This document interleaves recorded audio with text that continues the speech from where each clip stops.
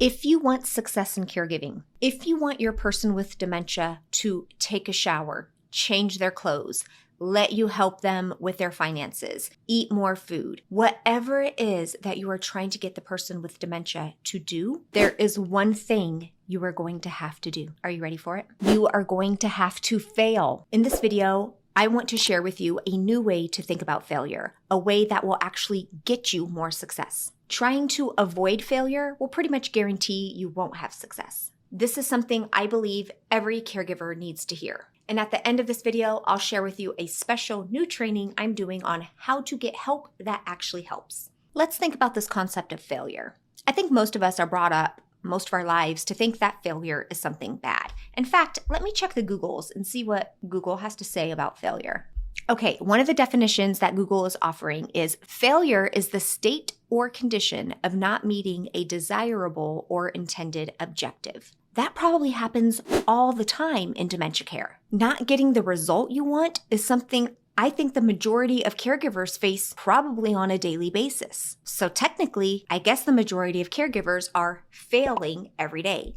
But here's why failing is not bad. Every time you fail and don't get the intended or desirable outcome that you wanted, you are one step closer to getting the outcome that you do want. Every single time something does not go well, you are one step closer to having it go well in the future, especially if you were thinking about it as feedback. Whatever your person with dementia is doing, however they are responding to you, that is your feedback. Think about this like a detective who shows up on a scene and they see maybe a weapon and blood and a body and there's an eyewitness and there's all kinds of people around.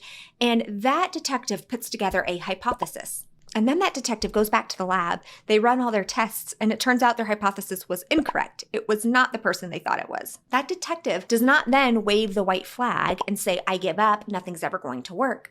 No, that detective starts asking better questions. And also that detective understands they're one step closer because they just rolled out this as a possibility. And they start asking questions like, what might I have missed? What other possible things am I not seeing? How else could I respond? What other clues are in the environment? How else could I look at this situation? These are basic questions that can be really helpful in trying to solve a difficult behavior, but I want to stick on the theme of failure here. Let's say you're trying to get somebody to take a bath. And they are not. You're trying all kinds of things and it's not working. You could have the thought, nothing's ever going to work. This is so frustrating. This is too hard. That thought is going to lead you to feel frustrated, upset, hopeless. When you feel those ways, you're probably going to want to give up more easily. You're going to think nothing's ever going to be able to work. You're not going to really be looking for ways that can work. It's going to basically make sure that they're never going to take a bath again, that they're never going to shower again. It basically guarantees the failure forever when we have thoughts that do not serve us versus having a thought like, okay, that didn't work. I wonder what else might work. That approach didn't work. What else might be there? Then you might foster a feeling of curiosity or feeling determined or committed. From those feelings, you are more likely going to be looking for other clues, looking for other signs, talking to other people about what they do, really stepping back and looking at the bigger picture about what other approaches could I take, might I take, what worked in the past, that one time I seemed to have gotten lucky and got her to take a shower. It really is fueled by your thinking. And a lot of times when people try something, you might try something and it fails, we get so discouraged and we think we're doing something wrong.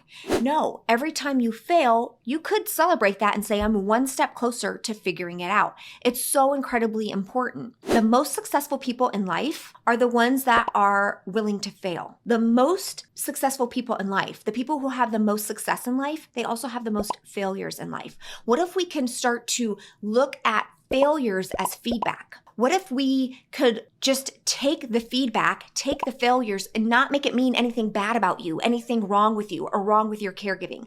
I think that's what makes it so much harder is we don't get the intended objective or result that we are looking for, and we make it mean that it will never come, nothing is ever possible, and that somehow you're doing everything wrong. And those very thoughts are going to keep you down, are going to keep you stressed, are going to keep you hopeless, and that is pretty much going to guarantee that you're never going to solve those things.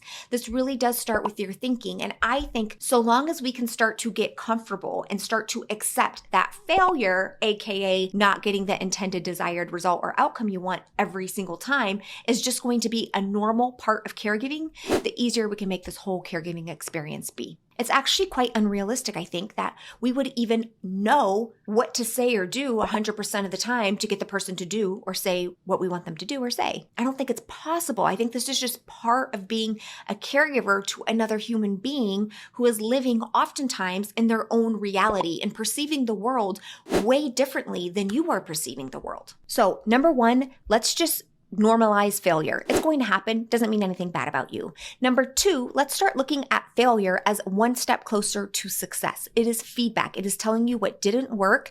Now you get to decide, okay, I'm one step closer to something that can work. And number three, realizing the more you're willing to fail, the more you are going to be able to succeed. That's true in all kinds of areas in life. So here's to normalizing failures. Everybody's got it. Everybody's going to fail. It's totally okay. And something that has been working, something you've had a lot of success doing, a certain approach that's had a lot of success, in the future, it might change as the disease changes and as the person changes. So we can just expect, for as long as we're going to be alive, as long as we're going to be caring for somebody with dementia, we might not 100% of the time know the best approach to take, and that is okay. You are committed to keep trying. But the thing that's going to have you keep trying, the thing that's going to keep the hope in trying new approaches is your thought that you are one step closer, is your thought that there's something out there that could maybe possibly work.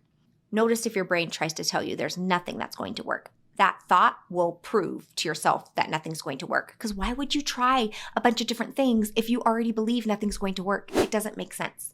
What do you think about this new way to think about failure? Is this something you're willing to try? At least catch your brain when it starts to beat yourself up and think there's no hope. Bring yourself back and say, actually, this is feedback. Actually, failure is part of the process. Actually, failure is just normal and it doesn't mean anything bad about me. Okay, I really do hope you'll try. And Careblazers, look how cute this is. This is a little thing that says Careblazers, and one of my Dementia Care Club members sent me this. How cute is it? I love it. Okay, there's a new series coming up. The new series, it starts in August. First class is on August 4th. You do not have to attend live. But this series is going to be on how to get help that actually helps. Everybody tells caregivers they need more help, that they should accept more help, that they should ask for more help, that they should hire more help. And nobody actually shares, how do we make that happen? How do we try to increase the chances that when you take your precious money and you hire an outside caregiver to come in, that outside caregiver is actually going to have success with your loved one, that your loved one isn't going to kick that outside caregiver out? What are the community resources and agencies that might be available to you to offer help and even financial support? What are the things that you can start doing in your life, simple things to get more help? This is going to be the topic inside of my Dementia Care Club in August. And for a limited time, non-Dementia Care Club members can join us for this training. There's a link in the description below that you can click and go learn more. I hope to see you there. All right, Careblazers, that's what I have for you today. Here's to all of us failing. All right, bye.